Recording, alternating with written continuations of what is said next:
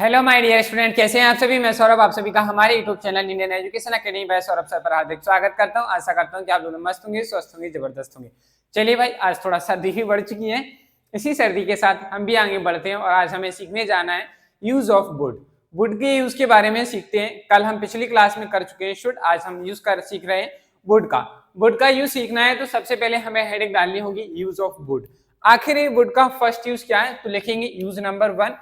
डाल लीजिए भाई सभी लोग। यूज नंबर 1, यूज नंबर 1 है हमारा वुड का। यूज नंबर 1 क्या कहता है वुड का?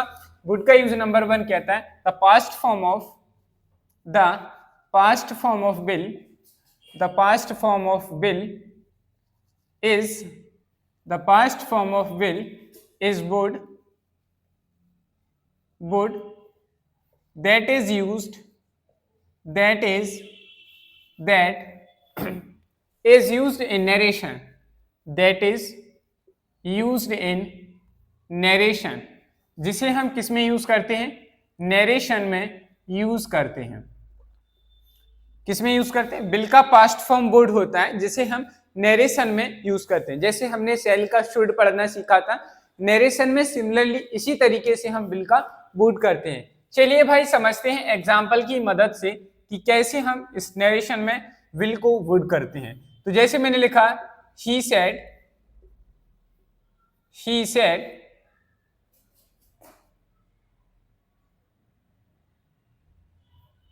आई, he said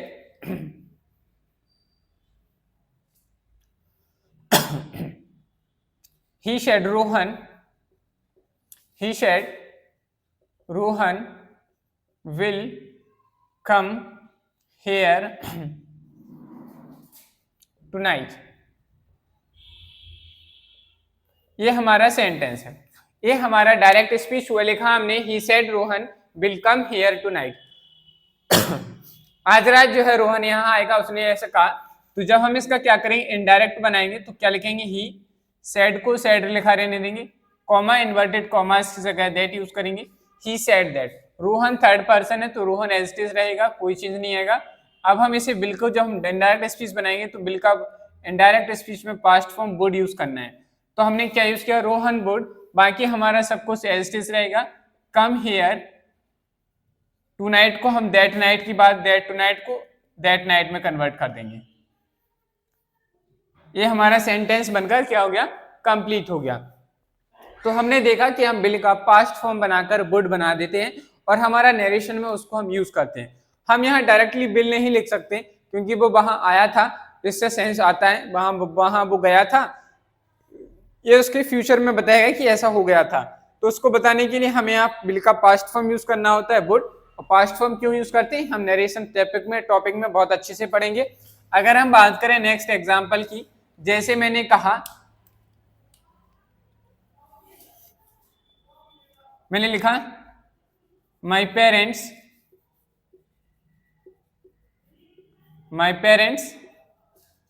said to me my parents said to me you will get the good marks in the exam। ये हमारा क्या हो गया? सेंटेंस। क्या लिखा हमने लिखा my parents said to me you will get the good marks in the exam। तुम एग्जाम में अच्छे मार्क्स लाओगे। तो भाई हमने लिखा है ऐसा। अब हमें जब इसका इनडायरेक्ट बनाना होगा तो हम क्या करेंगे? My parents as it is रहेगा, तो माई पेरेंट्स सेड टू को हम टोल्ड में कन्वर्ट कर देंगे। My parents told me, comma inverted comma की जगह दैट यूज करेंगे। My parents told me that you के यू जो होता है ऑब्जेक्ट के अकॉर्डिंग चेंज होता है। यहाँ जो ऑब्जेक्ट है मी के अकॉर्डिंग सब्जेक्टिव केस क्या बनेगा? आई। तो दैट आई विल का, देखो अब यहाँ हमें विल का वुड करना है। क्या करना है? विल का वुड। तो यहाँ विल का वुड होता है। अब यहाँ शुड नहीं लिखेंगे, हम क्या नहीं लिखेंगे? शुड। तो आपको घबराना नहीं है कि शुड आया नहीं है, लेकिन अगर हम प्रेफरेंस की बात करेंगे तो हम इसके साथ में शुड को प्रेफरेंस देंगे। अगर हमारे पास पेपर में वुड भी सही आता है, अगर पेपर में ऐसा ऑप्शन नहीं आता है तो आपको घबराना नहीं है, तो आप यहाँ वुड भी करेक्ट मानेंगे। आई के साथ वुड आ सकता है लेकिन विल नहीं आ सकता। जब विल आएगा तो वो अलग चीज हो जाती है। तो I would get the good marks, I would get the good marks in the exam. और ये हमारा सेंटेंस बनकर क्या हो गया, कंप्लीट हो गया। तो इस तरीके से आपने देखा, यहाँ तो देखो आई के साथ वुड आ सकता है, दैट ये बिल्कुल हो सकता है, पॉसिबल है, लेकिन हम बिल नहीं लिख सकते थे। तो ऐसी चीज में हम वहां बिल का पास्ट फॉर्म यूज करते हैं और हमारा सेंटेंस कंप्लीट होता हुआ चला जाता है। चलिए भाई, तो अब हम बात करते हैं नेक्स्ट यूज की। यूज ऑफ वुड में यूज नंबर 2, यूज नंबर 2 की बात करते हैं। तो जो हमारा यूज नंबर 2 है ये कहता है इट इज यूज्ड,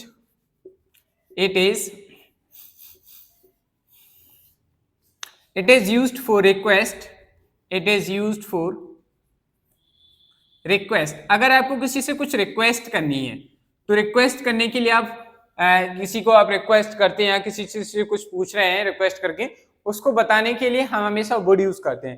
तो हमने लिखा it is used for request, ये हमेशा रिक्वेस्ट के लिए यूज करते हैं। जैसे अगर हम बात करें एग्जाम्पल्स की, अगर हम बात करें किसी से रिक्वेस्ट करें, किसी के बारे में कुछ शिक्षा जानना चाहते हैं, तो वहां हम इसको यूज करते हैं। जैसे मैंने लिखा वुड यू, मैंने लिखा would you like a T, would you like a T, क्या तुम्हें चाय पसंद है? हम उससे पूछ रहे हैं क्या तुम्हें चाय पसंद, would you like a T, तुम्हें चाय पसंद है? वो कहे यस आई लाइक। ठीक है, तो इस तरीके से हमने देखा हम किसी से अभिव्यक्ति उसकी इच्छा को जानना चाह रहे हैं तो हम उसके सेंस में भी हम वुड यूज करते हैं। हमने शैल का भी यूज सीखा था कि किसी की अगर आप इच्छाएं जानना चाहते हैं तो आप शैल से क्वेश्चन पूछ सकते हैं, लेकिन हम यहाँ पोलाइटली रिक्वेस्ट और उसकी पोलाइटली उससे क्या कर रहे हैं, उसकी इच्छाओं को जानना चाहते हैं, तो हम इस तरीके से यूज करेंगे। समझ में आई बात? जैसे मैंने लिखा नेक्स्ट क्वेश्चन,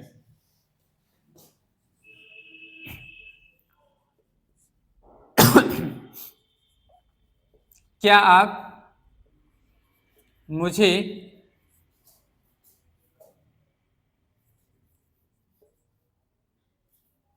किसी होटल का रास्ता बताएंगे? क्या आप मुझे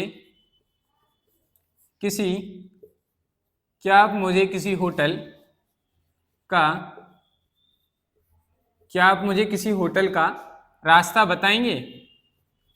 मैंने ये लिखा क्या आप मुझे किसी होटल का रास्ता बताएंगे, दिस इज द सेंटेंस। क्या लिखा? क्या आप मुझे होटल का रास्ता बताएंगे, दिस इज द सेंटेंस। अब आपको इस सेंटेंस को इंग्लिश में कन्वर्ट करना है। तो देखिए हम यहाँ किसी से कुछ पूछ रहे हैं, रिक्वेस्ट कर रहे हैं कि भाई साहब आपसे अनुरोध है जरा, कि क्या अनुरोध है? तो आपने कहा हमें बता दीजिए यहाँ से कोई होटल का जो बता दीजिए कि यहाँ से कोई होटल जो है कहाँ पे मिलेगा, कितने दूर है, इसके बारे में हम बताइए। तो हम ऐसे पूछेंगे, ऐसा तो है नहीं कि हम किसी जाएंगे ए इधर हाँ ये बताओ यहाँ से होटल कितने दूर है, वो हमसे बताएगा हमें? वो कहेगा हमसे कि भाई साहब ऐसे ऐसे चले जाओ? नहीं कहेगा। अगर हम उससे बहुत ही पोलाइटली रिक्वेस्ट करते, अरे भैया ये बताइए कि यहाँ से होटल का रास्ता कितनी दूर है, तो कहेगा भाई साहब आप यहाँ से चले जाओ, इतने मीटर दूरी पे राइट टर्न लेना है, लेफ्ट लेके सीधे चले जाना, आपको होटल मिल जाएगा। तो वो हमें आराम से बताएगा। दैट मीन्स हमें ये भी तरीका आना चाहिए कि हमें अगर किसी से कुछ पूछना है, कुछ रिक्वेस्ट करनी है पोलाइट वे में, तो हमें किस तरीके से वहां बोलना होगा। अगर हम यहाँ शुड लगा देते तो बिल्कुल गलत हो जाता। क्या लगा देते? Should you like a T, तुम्हें चाय पसंद करनी चाहिए है भाई, हम सलाह दे रहे हैं, सलाह देंगे कि तुम्हें चाय पसंद करनी चाहिए। भाई पसंद तो अपनी अपनी होती, सलाह किसी की सलाह से थोड़ा सा कुछ पसंद होता। तो हम यहाँ शुड नहीं लिख सकते थे, शैल लिख सकते थे, बट हम शैल लिखते। शैल से ज्यादा अगर हम बात करें पोलाइट जो होता है वो वुड होता है। क्या होता है? वुड होता है। क्या होता है? वुड। इसलिए हम वुड को प्रेफर करते हैं। चलिए भाई थोड़ा हम और आगे चलते हैं और इस सेंटेंस को बनाने की कोशिश करते हैं। तो जैसे लिखा है क्या आप मुझे किसी होटल का रास्ता बताएंगे, तो देखिए सबसे पहले ऐसा सेंस आता है तो सबसे पहले क्वेश्चन वर्ड पहले आया है तो हमें वुड लिखना ही होगा पहले। तो हमने क्या लिखा? वुड। क्या लिखा? Would. Would you tell me the way of would you tell me the way of would you tell me the way to any hotel, किसी भी होटल का आप मुझे एड्रेस बता दीजिए, हम वहां चले जाएंगे।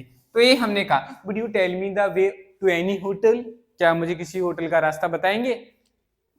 नेक्स्ट अगर हम बात करें नेक्स्ट एग्जांपल की, जैसे हमने बात की क्या आप मुझे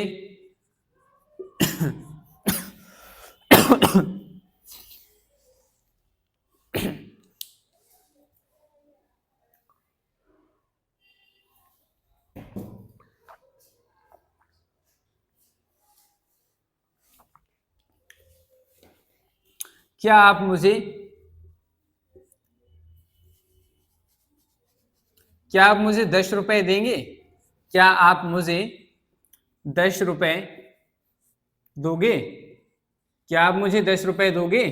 मैंने आपसे रिक्वेस्ट किया, आप मुझे जो है, मैंने कहा जैसे आप लोग कहते होंगे मम्मी बस 20 रुपए चाहिए, पेन लेनी है, पेन लेने के बहाने पानी पूरी, आलू की टिक्की, मोमोज खाते रहते हो हैं। तो ऐसा नहीं करना चाहिए। तो हम क्या करते हैं, जब भी हमें मम्मी या पापा से पैसे लेने होते हैं तो हम बहुत ही पोलाइटली रिक्वेस्ट करते हैं। कैसे करते हैं, पापा पापा वो मुझे ना क्या है, वो मुझे नोटबुक लेनी है तो मुझे 50 रुपए चाहिए। तो हम ऐसे ही कहते, बहुत रिक्वेस्ट नहीं। अगर आपको पापा से पैसे लेना तुम बोलो पापा हमें पैसे चाहिए, पापा कहेंगे इधर आओ बेटा, एक दो लगाएंगे, एक यहाँ से एक यहाँ से, बेटा सब कहना भूलेंगे पापा जी जैसे आपकी आज्ञा। इसीलिए जब भी हमें किसी से कुछ काम रिक्वेस्ट करते हैं तो हमें बहुत ही पोलाइटली रिक्वेस्ट करनी है, तो हमें हमेशा वुड को यूज करना होगा। अब हम इस सेंटेंस को बनाते हैं क्या लिखा है, क्या आप मुझे 10 रुपए देंगे, तो हम लिखेंगे would you give me would you give me 10 rupees कितने रुपए चाहिए, 10 रुपीज। और लास्ट में क्या आ जाएगा हमारा, क्वेश्चन मार्क आ जाएगा। Would you give me the 10 rupees, would you give me 10 rupees. तो ये हमने इस तरीके से क्वेश्चन पूछा और लास्ट में हमें क्वेश्चन मार्क जरूर लगाना है, तभी जाके हमारा जो है क्वेश्चन सही होगा। जैसे मैंने कहा, नेक्स्ट अगर हम एग्जाम्पल की बात करें, एग्जाम्पल नंबर 4, जैसे मैंने कहा आपको बताना है कि यहाँ क्या आएगा, वुड आएगा कि शुड आएगा। शैल भी लिख लेते हैं भाई यहाँ पे, वुड या शैल।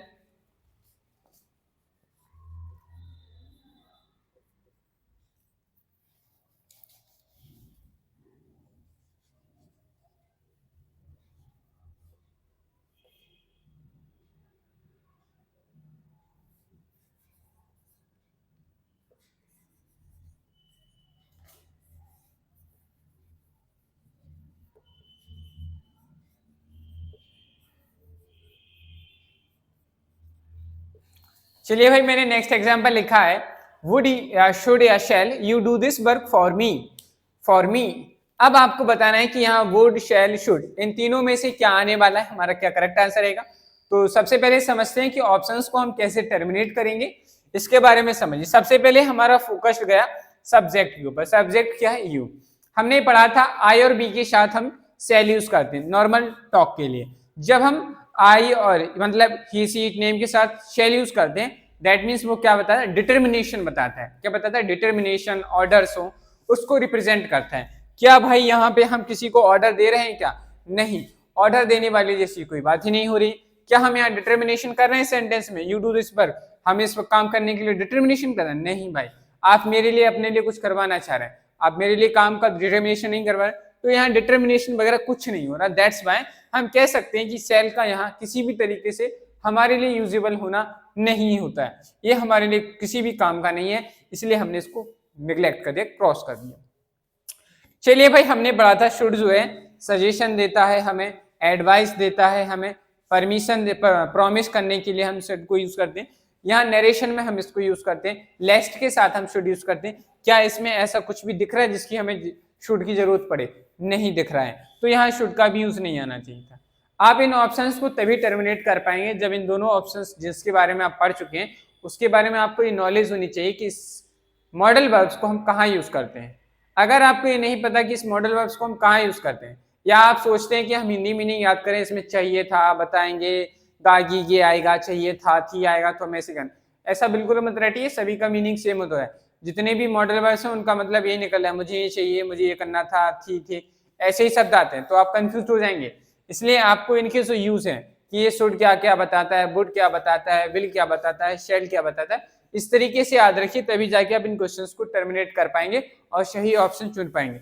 अब यहाँ भाई साहब हम किसी से कुछ करने के लिए रिक्वेस्ट कर रहे हैं, पूछ रहे हैं, हम आपसे रिक्वेस्ट कर रहे हैं कि भैया हम रिक्वेस्ट कर रहे हैं आपसे कि आप हमारे लिए काम करोगे, तो आप आराम से ही पूछोगे पोलाइटली। हमें बहुत ज्यादा पोलाइटली किसी से कुछ पूछना होता है, रिक्वेस्ट करनी होती है, तो हम वहां वुड यूज करते हैं और ये हमारा वुड क्या बन जाएगा, यहाँ करेक्ट आंसर बन जाएगा। समझ में आई बात की नहीं कि कैसे हमें क्वेश्चन को सॉल्व करना है। चलिए भाई अगर हम बात करें नेक्स्ट एग्जाम्पल की, जैसे हमने कहा नेक्स्ट, जैसे हमने कहा वुड या शुड, वुड या शुड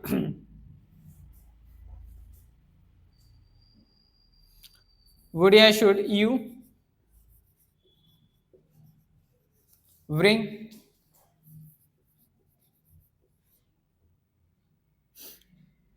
some fruits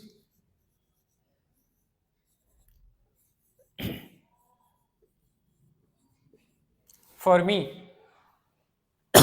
देखिए भाई मैंने क्या लिखा, would या should you bring some fruits for me, तो आपको बताना है कि क्या आएगा। तो लिखा है हमने would या should, इन दोनों में से आपको बताना है कि क्या करेक्ट आंसर रहेगा। तो हमने देखा सर यहाँ you आया है और you है, तो यहाँ you से तो कुछ कटने वाला है नहीं। अब हमें ये पता होना चाहिए कि यहाँ should का क्या यूज होता है और would का क्या यूज होता है। तो यहाँ देखो भाई क्वेश्चन पूछा जा रहा है और should से हम क्वेश्चन पूछते हैं तो हमें सजेशन के लिए, एडवाइस के लिए, इन सभी चीजों में यूज करते हैं, नरेशन के लिए, सेल का पास्ट फॉर्म बताने के लिए। लेकिन यहाँ हम ऐसा कुछ भी नहीं कर रहे हैं, ना सजेशन ले रहे हैं ना दे रहे हैं, हम यहाँ तो किसी से रिक्वेस्ट कर रहे हैं भाई कि क्या आप हमारे लिए ऐसा करके लाओगे, क्या आप हमारे लिए ऐसा करोगे, पूछ रहे हैं उससे। तो यहाँ शुड का कोई यूज ही नहीं आ रहा है, इसलिए हमारे यहाँ क्या सही रहेगा, वुड सही रहेगा। अब इसमें एक और एरर बन सकता था, क्या बन सकता था वो समझिए भाई। जैसे यहाँ वुड होता, वुड यू, अब यहाँ हमारा वर्ब का एरर बनता, क्या बनता, वर्ब का एरर। इस ब्रिंग की जगह क्या होता, ये हमारी जो वर्ब है ब्रिंग, इस ब्रिंग की जगह आपको ब्रॉट लिखा हुआ मिल सकता था।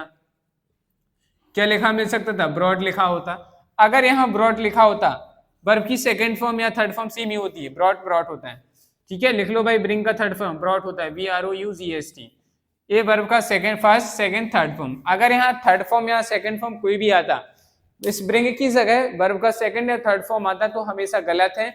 जितने भी हमारी मॉडल वर्ब्स हैं इन सभी के साथ हमेशा वर्ब की फर्स्ट फॉर्म आएगी। क्या आएगी, मॉडल वर्ब्स के साथ वर्ब की फर्स्ट फॉर्म आएगी। मॉडल वर्ब्स के बाद हमें सिर्फ और सिर्फ वर्ब की फर्स्ट फॉर्म यूज करनी है। समझ में आई बात। चलिए भाई आप लोग इसे नोट डाउन कर लीजिए, फिर हम आगे वुड का नेक्स्ट यूज समझते हैं। चलिए भाई यूज नंबर 3 की बात करते हैं।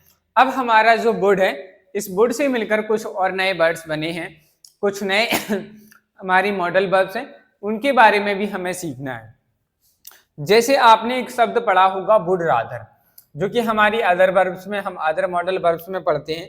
किसमें पढ़ते हैं, अदर मॉडल वर्ब्स। तो इसमें होता क्या है कि जो हमारा वुड रादर होता है, क्या होता है, वुड रादर, इस वुड रादर के साथ हमेशा वर्ब की फर्स्ट फॉर्म आती है। क्या आती है, वर्ब की फर्स्ट फॉर्म। क्वेश्चन में आपको हर बार जो है वो देखने को मिलता है 2 प्लस वर्ब की फर्स्ट फॉर्म। क्या देखने को मिलता है, 2 प्लस वर्ब की फर्स्ट फॉर्म देखने को मिलेगा। क्वेश्चन ध्यान से सुनिए, सब्जेक्ट होगा, सब्जेक्ट के बाद वुड रादर आएगा, वुड रादर के बाद हमेशा वर्ब की फर्स्ट फॉर्म आएगी। अगर आपको क्वेश्चन में 2 प्लस वर्ब की फर्स्ट फॉर्म देखने को मिलती है तो ये गलत है, जरासर गलत है, ये हमेशा गलत है। चलिए भाई समझते हैं कि कैसे। जैसे मैंने कहा example, I do not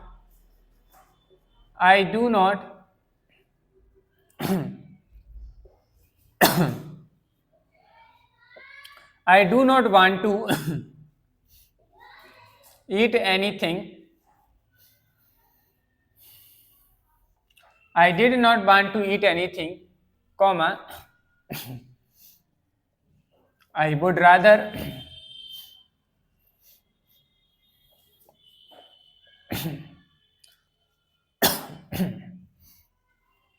I would rather to go to home। चलिए ये मीनिंग लिखा हुआ है। अब मैंने लिखा I do not want to eat anything, I would rather to go या गो टू होम। इन दोनों में से आपको बताना है कि क्या हमारा करेक्ट होने वाला है। तो चलिए भाई समझते हैं। अभी आपको जैसा कॉन्सेप्ट में बताया गया है, I do not want to eat anything, I would rather to go या गो टू होम। तो देखिए भाई यहाँ क्या आया, आई would rather, I would rather आया, तो इसके साथ जो है हमें वर्ब की फर्स्ट फॉर्म यूज करनी है। अगर हम यहाँ टू गो यूज करते हैं, मतलब क्या हुआ, ए टू गो आया, तो इस तरीके का फॉर्मेट गलत होता है। मॉडल वर्ब के बाद ये पूरा क्या है, ये हमारा मॉडल वर्ब है। क्या है, मॉडल हेल्पिंग वर्ब है। क्या है, मॉडल है, लेकिन हेल्पिंग वर्ब का काम कर रही है, इसलिए मॉडल हेल्पिंग वर्ब के बाद वर्ब की फर्स्ट फॉर्म आती है। तो इसके अकॉर्डिंग गो सही रहेगा। ए टू हमारा यहाँ पे प्रीपोजिशन का काम कर रहा है, जो डेस्टिनेशन को बताने के लिए हमने यूज किया, और होम हमारी नाउन है, तो टू गो गलत हो जाएगा, गो हमारा क्या होगा, करेक्ट फॉर्म बनेगा। अगर हम बात करें कि यहाँ जो वुड रादर है, क्या है, यहाँ पर ये जो वुड रादर आया है, इसका मतलब क्या होता है, इसका मतलब होता है ऐसा करने की बजाय, ऐसा करने की बजाय, ऐसा करने की बजाय ये कर लूं, ऐसा करने की बजाय ये कर लूं, इसका मीनिंग निकलता है। ठीक है भाई। जैसे अगर हम बात करें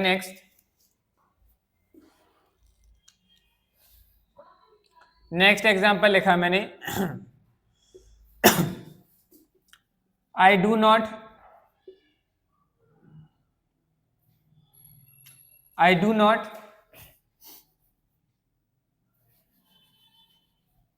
आई do not complete this work, I do not complete this work, comma, I would rather, I would rather, I would rather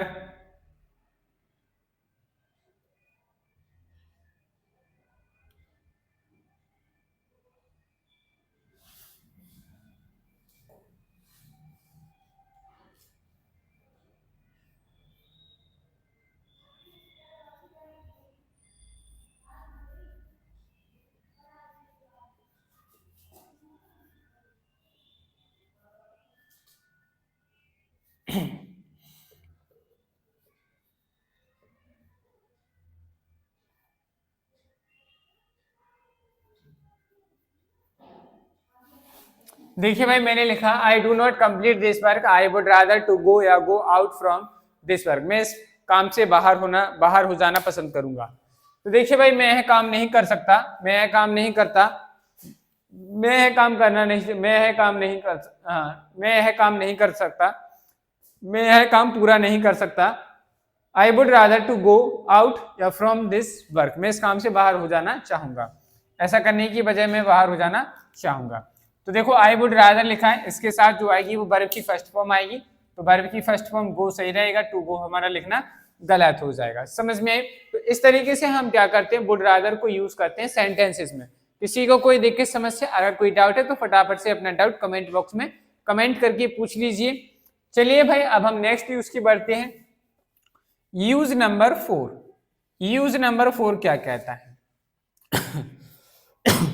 use number 4 इसी से रिलेट करता है। यूज नंबर 4 कहता है कि सब्जेक्ट आएगा एक, क्या आएगा, सब्जेक्ट आएगा, सब्जेक्ट के बाद जो है वुड रादर आता है, क्या आता है, वुड रादर आता है। वुड रादर के बाद जो वर्ब की फर्स्ट फॉर्म आती है प्लस बाकी और भी चीजें आती हैं। फिर यहाँ पर हमें एक वर्ड देखने को मिलता है, कंजंक्शन वर्ड, कंपेरेटिव वर्ड होता है देन, क्या देखने को मिलता है, देन। देन के बाद फिर से क्या आती है, वर्ब की फर्स्ट फॉर्म आती है, और बाकी अगर एक्स्ट्रा इन्फॉर्मेशन है वो हमें दी हुई रहती है। तो भाई यहाँ से जो वर्ब की फर्स्ट फॉर्म आती है, क्या आती है, मतलब वुड रादर के बाद यहाँ जो वर्ब की फर्स्ट फॉर्म आती है, ये बताती है हमने इस चीज को सिलेक्ट किया। ये क्या बताती है, सिलेक्शन बताती है कि हमने इस चीज को चुना है। जो वर्ब की फर्स्ट फॉर्म वुड रादर के बाद आती है, ये बताती है कि हम इस चीज के कंपैरिजन में इस चीज को चुनना ज्यादा पसंद करेंगे। तो देन हमारा आता है, देन हमारा क्या बताता है, कंपैरिजन को बताता है। देन हमारा क्या है, कंपैरिजन बताता है। अब हमारा देन कंपैरिजन बता रहा है, दैट मींस हम इस वर्ब का और इस वर्ब का, इन दोनों वर्ब्स का एक दूसरे से क्या करते हैं, कंपैरिजन करते हैं। लेकिन कंपैरिजन करते हैं तो इस कंपैरिजन में हम इस वर्ब को, इस काम को करने की जगह इस काम को ज्यादा प्रेफर करते हैं, और ये हमारा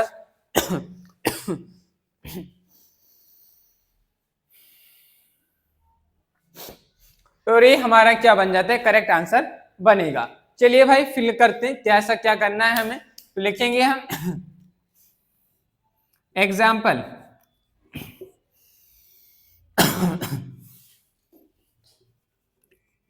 I would rather die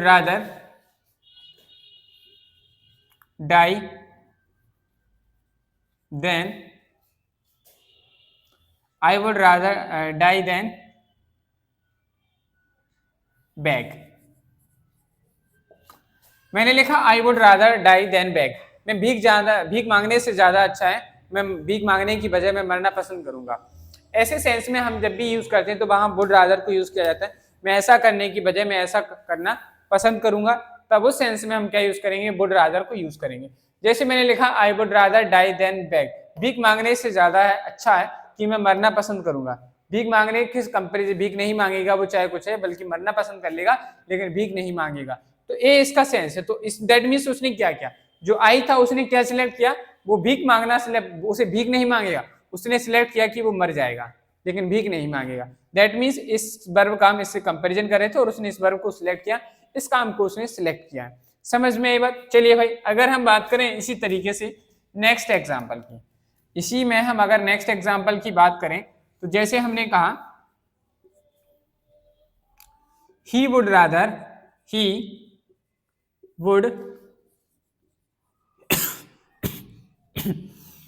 he would rather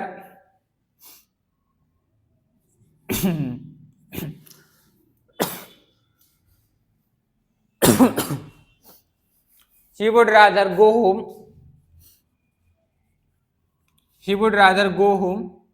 he would rather go than to eat anything।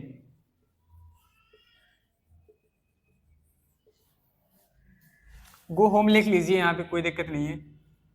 क्या लिखा मैंने, he would rather go home than to eat anything, कुछ खाने से ज्यादा प्रेफर पसंद करेगा, कुछ खाने से ज्यादा सही है, वो कह रहा है हम घर चले जाएं, यही हमारे लिए ज्यादा अच्छी बात।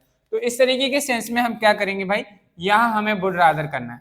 अगर आप यहाँ सोचोगे हम शुड रादर कर दें, गलत होगा। सेल रादर कर दें तो भी गलत होगा। मे रादर, कैन, कुछ भी आएगा, कोई दूसरा भी मॉडल वर्ब्स आएगा तो वो हमेशा यहाँ क्या बताएगा, गलत होगा। क्या होगा, गलत होगा। चलिए भाई अब हम बात करते हैं नेक्स्ट यूज की। किसकी बात करते हैं, नेक्स्ट यूज। यूज नंबर 5 क्या है, यूज नंबर 5। यूज नंबर 5 क्या कहते हैं, जैसे आपने सुना होगा हम एक सेंटेंस यूज करते हैं। देखो भाई पहले वुड आएगा, वुड आएगा, वुड के बाद हमारा यहाँ पे कोई सब्जेक्ट आएगा,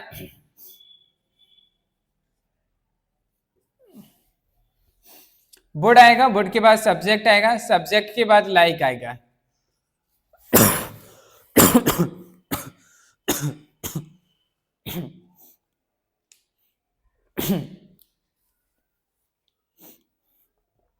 लाइक आएगा और ये लाइक जो है हमारे यहाँ पे क्या है, वर्ब की फर्स्ट फॉर्म है। ये क्या है, वर्ब की फर्स्ट फॉर्म है और बाकी हमारी एक्स्ट्रा इंफॉर्मेशन आती है। जब भी ऐसा आता है वुड के साथ सब्जेक्ट प्लस लाइक, वर्ब की फर्स्ट फॉर्म आती है, जब भी ऐसी सिचुएशन आती है तो ये चीज हमेशा आपसे आपकी इच्छाओं को पूछने और आपकी इच्छाओं को बताने के लिए यूज किया जाता है।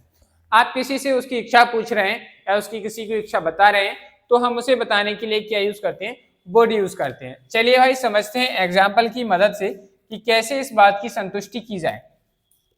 तो जैसे आपने सुना होगा लोगों को बात करते हुए, जैसे हमने कहा वुड यू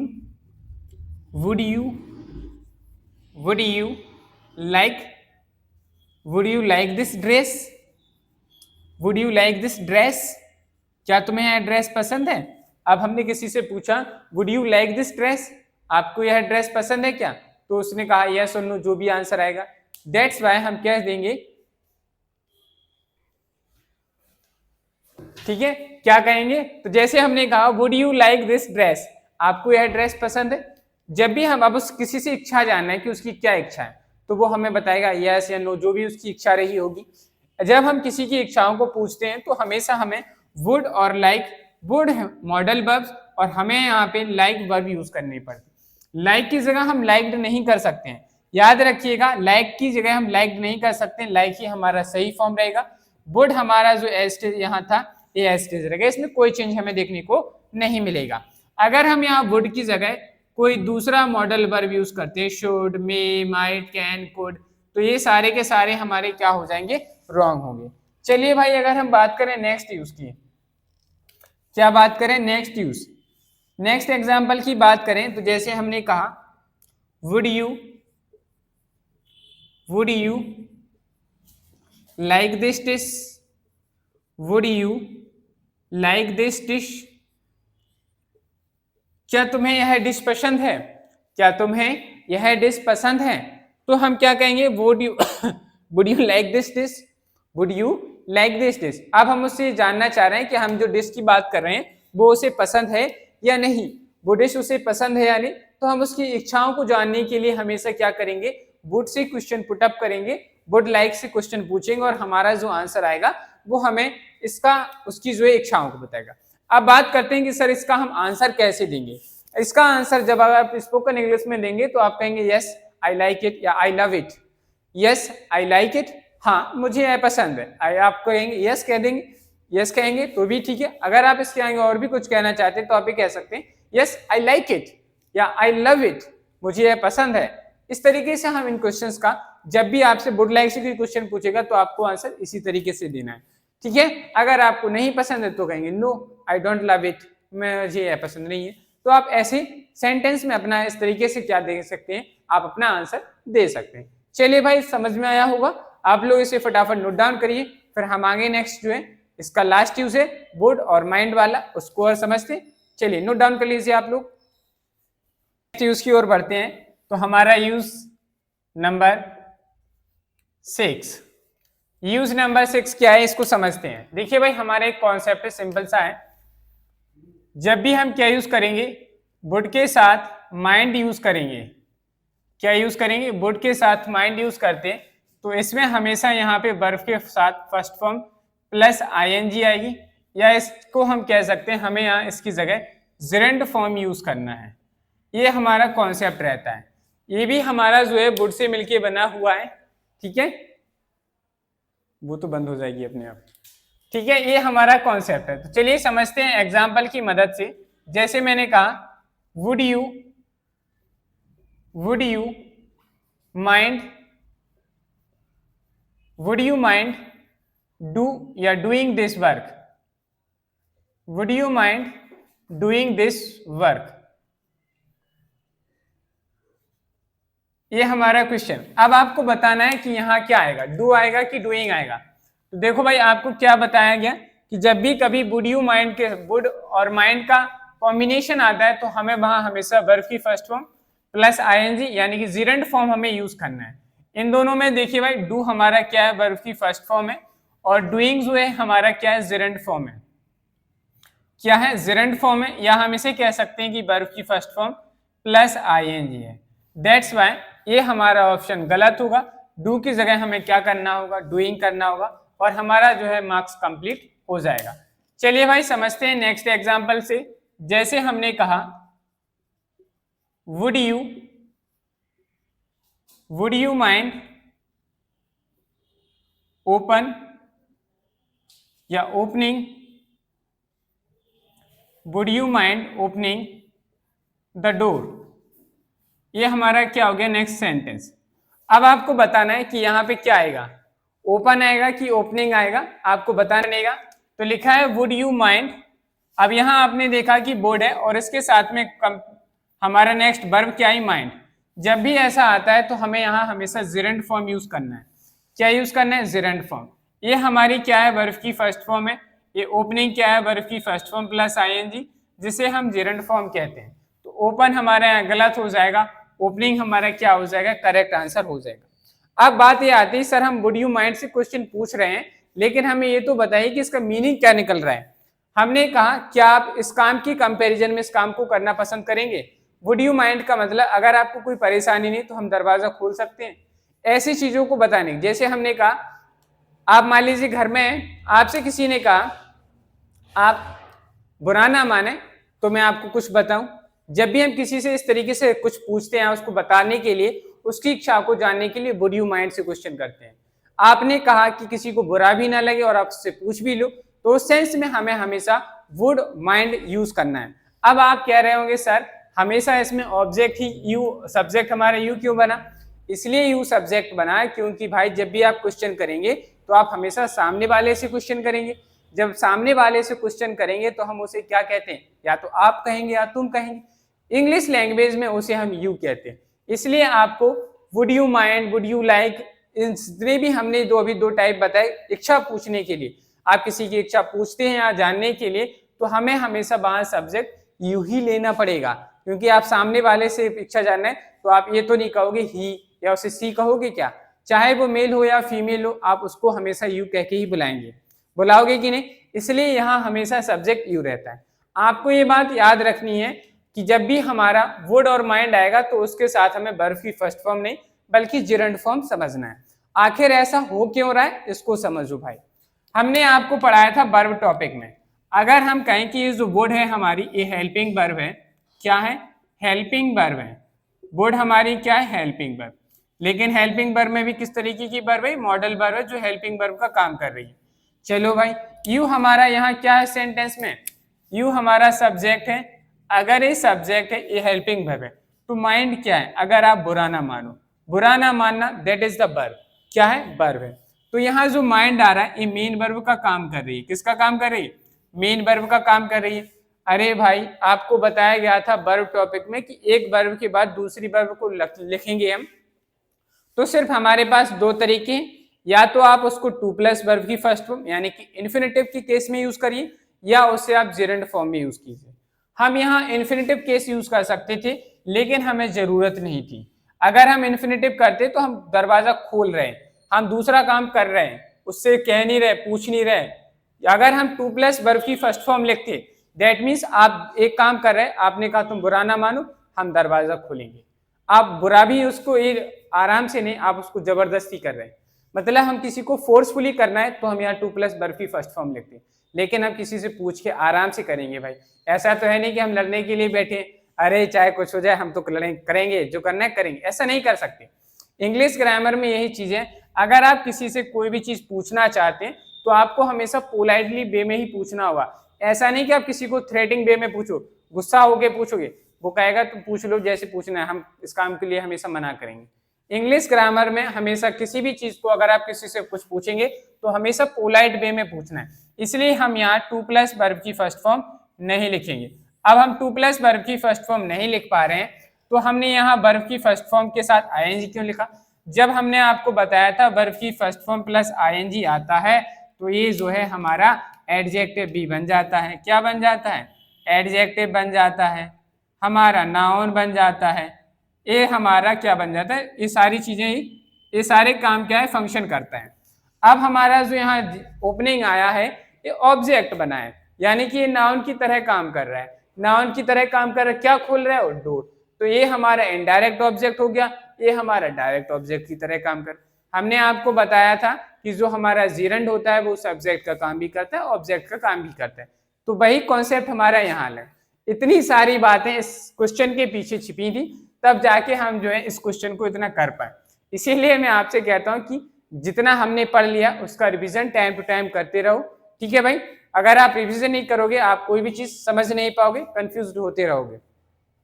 चलिए भाई आज के लिए इतना ही रखते हैं। आशा करता हूँ कि आज की क्लास आप लोगों को पसंद आई, और क्लास पसंद आई तो वीडियो को लाइक करें, चैनल को सब्सक्राइब करें, बेल आइकन को प्रेस करें और उसको अपने फ्रेंड्स एंड फैमिली मेंबर्स के साथ शेयर करें, जिससे कि वो भी इनसे जुड़कर हमारी जो है इंग्लिश ग्रामर की क्लासेस देखकर अपनी इंग्लिश ग्रामर को अच्छा करें। चलिए आज के लिए इतना ही रखते हैं, मिलते हैं कल।